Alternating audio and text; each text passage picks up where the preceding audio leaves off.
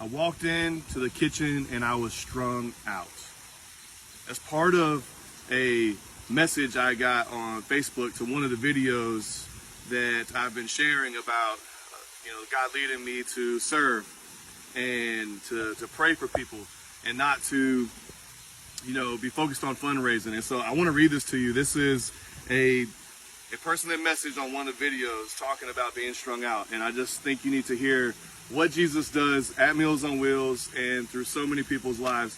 This is just a testimony that I think you need to hear. So I walked into your old brick and mortar by the Food Lion, not knowing what it was, and had a talk with some of the people there.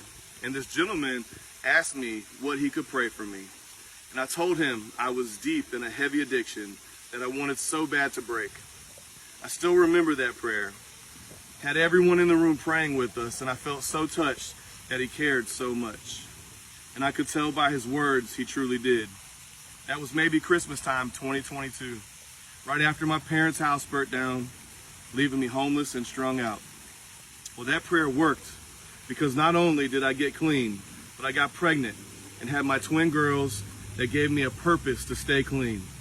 Now I'm raising a beautiful family with a man who is so good to me for the first time in my life in a nice little home out in the country.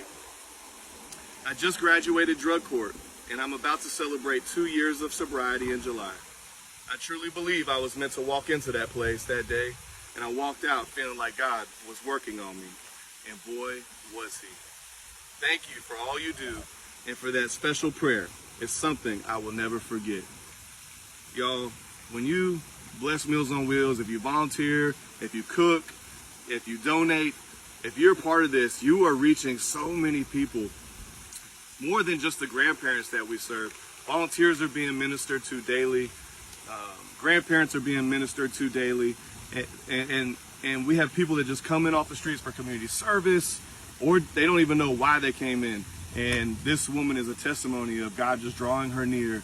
And back then it was Brian and other volunteers that are 9:15 prayer time, I think, when this lady just walked in the door not knowing what she was going to get. And so I just wanted to share that with you. I also wanted to share, I've been in Longs. I was in Longs in Loris on Friday, and I got to drive again Longs and Loris today. And y'all, there are some heartbreaking situations out there, but Jesus is moving, and I want you to, right now we need drivers. We need drivers for Father's Day. Our special delivery coming up, I think, next week. So we need drivers for that. We need permanent drivers. We need kitchen help. We need administration help, y'all. It takes about 400 volunteers a week to make this happen. And we're only asking you to serve 2 to 3 hours a week. So before I go, into all that anymore, I just want to share some of the people that I've met this last couple weeks, or I guess Friday and today. And so the first house I came to was Eva and Kay.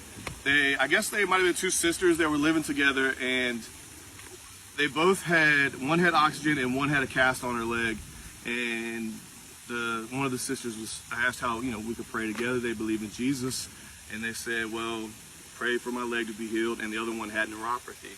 And a couple years ago, we saw Jesus actually heal a volunteer of the neuropathy in her legs and feet. And so we prayed and we believed for that. So pray for Eva and Kay for the neuropathy and the broken leg.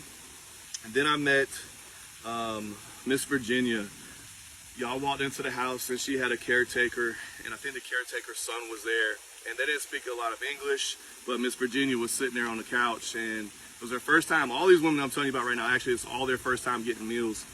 And Miss Virginia, she's on hospice, and I got a chance to just talk to her, and she was kind of down when I first got there, and I asked her, what we could pray for, and she said she had 2 sons, one they kind of live out of the area. And then we just prayed together, and I shared the gospel just through sharing John 3:16 while we prayed, and I felt the presence of God there. And when I lifted my head up, after praying for peace and for comfort for her, the caretaker's crying, and I got to share with the son, but Miss Virginia had the biggest, most beautiful smile on her face. And people I don't think realize the power of praying in person in that moment. I think so many times in life, and we walk past people, or somebody shares a struggle with us, they say, hey, will you pray for me? Or, hey, I'll pray for you, and we walk away, and we might not ever pray for them. And so I want to encourage you to pray in the moment.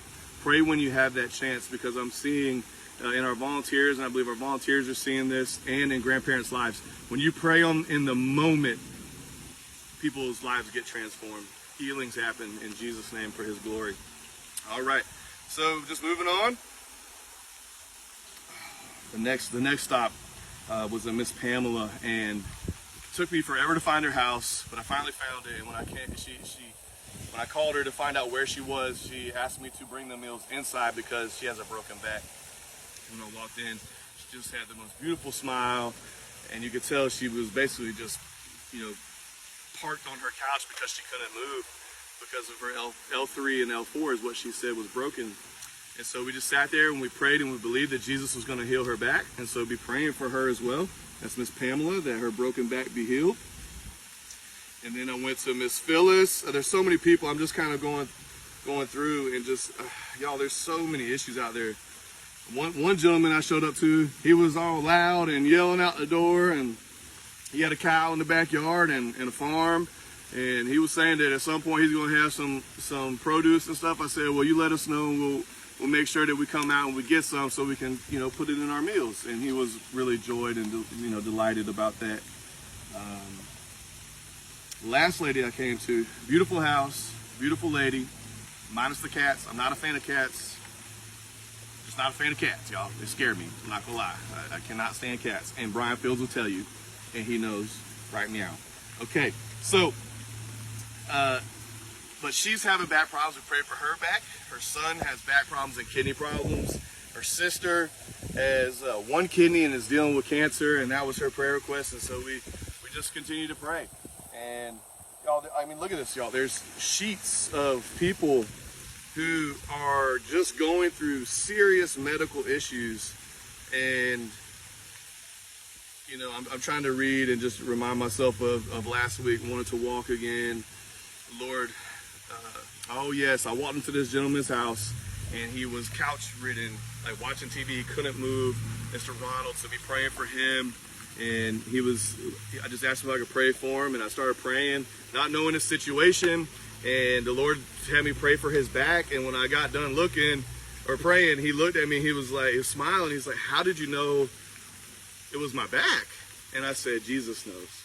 He knows. The Lord knows everything about each and every one of us. And so I think not the coolest thing, y'all, in order to get our meals, people have to have a medical need. So it's not just the seniors in our community that can pay for meals or get out their house and go buy meals, go buy groceries, or cook for themselves.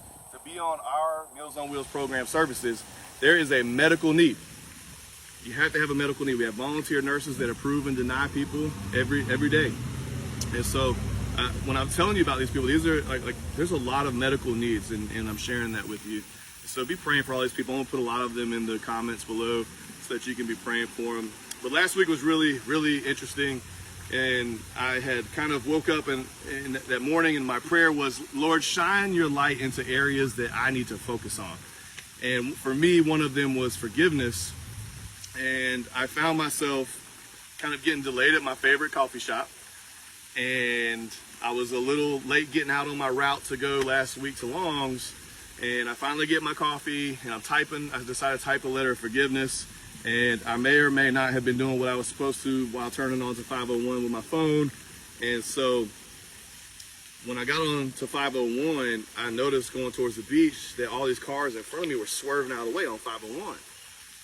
And I look up, and they're swerving because there's a woman dragging a suitcase down 501. And the Lord had me pull over and ask her if she wanted to ride. And she basically asked me if I was an axe murderer. I said no. I said, I hope you're not. And we loaded her up in the car, in the truck. And she gets in. I had to finish my letter of forgiveness, and I got to share with her about forgiveness and Jesus and his forgiveness. And if he can forgive, then we can forgive. It's not always easy. There's people out there right now that I'm struggling to forgive. But anyways, I asked her, I said, ma'am, where are you headed? She said, well, I've only been in the area for a few days now, and I was trying to head to this place, this laundromat, and so I knew she was homeless, and she said in Loris. And so I laughed and I said, wow, you're going to Loris. And I said, well, I'm on my way to Long's, and we're both going the wrong way, basically. She's going towards the beach.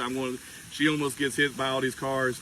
And so I said, well, let's go. And we started to just get to know each other. She comes from a very traumatic background, human trafficking, all kinds of stuff, domestic violence. And she said, well, where are we going? I said, well, you're going to deliver meals with me this morning. And so she went on every stop with me, delivering meals. And we finally get to a point to where I decided to call